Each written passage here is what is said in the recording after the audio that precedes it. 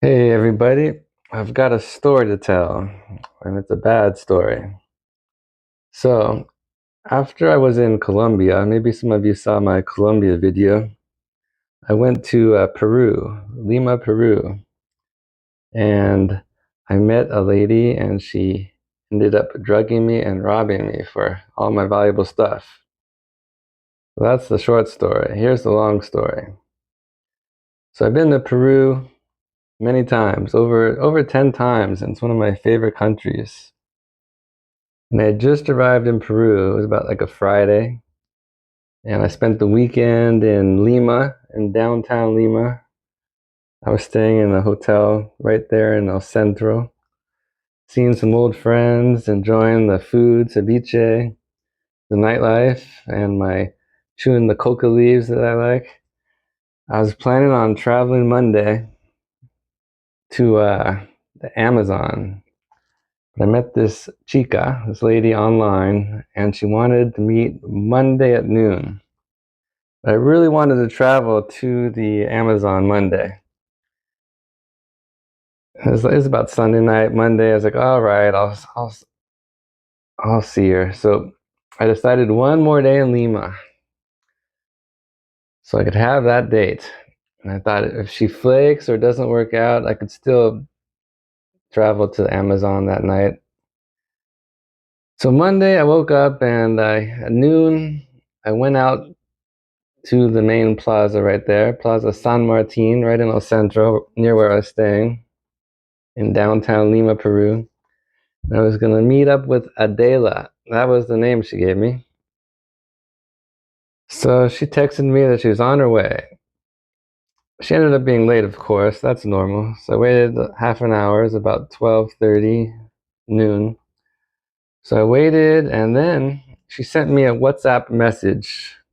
And it was a strange thing that she sent me. She sent me a photo of me standing right there, waiting for her. I said, okay, that's strange. Stop playing. Are you coming or not? And we're texting in Spanish. So finally, Adela walked up to me in her pink trench coat with a small backpack and gave me a surprisingly solid hug.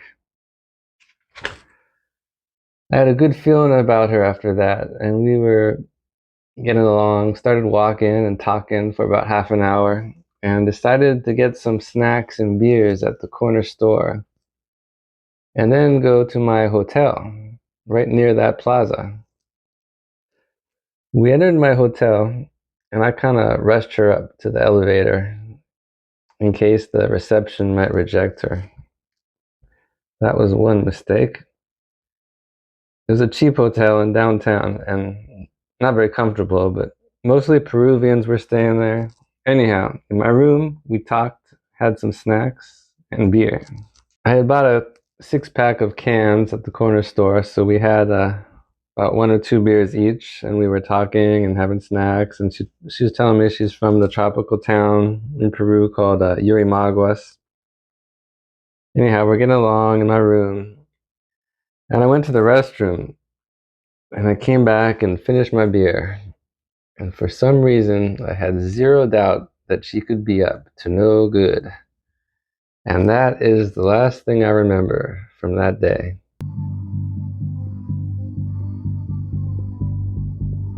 24 hours later, I opened my eyes and instantly knew what had happened. I'd been drugged, probably scopolamine, and she robbed me. First, I checked for my phone, gone. Then my Galaxy tablet, gone. Then my wallet, gone. And I see my backpack open, but it had a 4 combination lock on it. So how did she get in my backpack? There was no sign of forced entry. I must have given her the combination under the drug's effect or something. She also took another phone that was in my backpack, all my money, ATM cards and debit cards.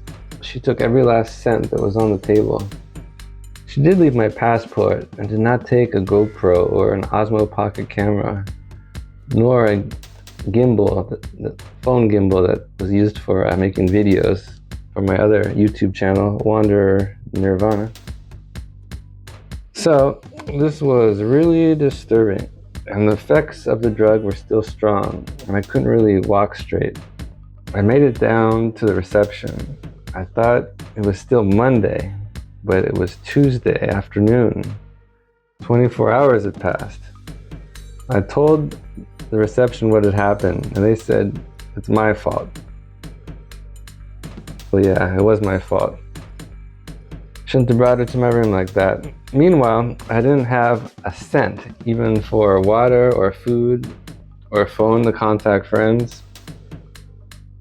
I borrowed some money here and there and used the internet computer shop. I didn't even think about going to the police Tuesday. The hotel let me stay in my room, and I was just on survival mode. Wednesday, I went to the police station, made the police report, and we looked at some surveillance cameras. Unfortunately, she had her mask on the entire time outside. One of the police detectives, he was really motivated to find her, and I've kept in touch with him. Anyhow, another problem I was having was that I was locked out of my Gmail and Samsung accounts and WhatsApp. So due to the two-step verification process, I couldn't track the location of my phone or tablet, nor get her phone number from WhatsApp until I got back to USA. So yeah, my bank said that she'd used the credit card a couple times before it got canceled. This was all a real headache. I was just beginning the trip, just a couple of days into my travels, and boom, this was just disastrous. Anyhow, I had to wait over a week for my ATM card to arrive. Once a Peruvian told me, ser peruano es caminar sin un sol en tu bolsillo, which means to be Peruvian, you gotta walk without a cent in your pocket. So that week I was down and out in Lima. Once I got my ATM, I decided to finish up the trip and make the most of it. Life goes on. I went up in the Andes Mountains, Huancayo City, visited a friend up there, Iquitos, Cusco. Anyhow, when I got back to USA, several weeks later, I was able to see her phone number and also track the phone's tablet location, all that stuff. I contacted the Peruvian police, but they didn't actively pursue it much. The phone, they said, was registered to some guy, and the tracking just ended up at that black market, El Mercado Negro. So I wasn't so lucky this story, though perhaps I was lucky to wake up and still be alive. These experiences make one question some poor decisions and who to trust. But there's something very sinister about people that would spike someone's drink and potentially murder them. It's really a knife in the back. Remember what the Panamanian salsa singer said, se ve las caras, pero nunca el corazón. You see their faces, but not their hearts. Anyhow, I always return to Peru and Latin America. Viva Peru, carajo. For some reason, I thought that druggings like that happen just in Colombia. So I let my guard down. And I learned that it can happen anywhere in the world. It happened to me in Lima. No te dejes confundir, busca el fondo y su razón, más el corazón. Recuerda, se ven las caras, pero nunca el corazón. No te dejes confundir, busca el fondo y su razón. Recuerda, se ven las caras, pero nunca el corazón. Como dice la recuerda, se ven las caras y jamás el corazón.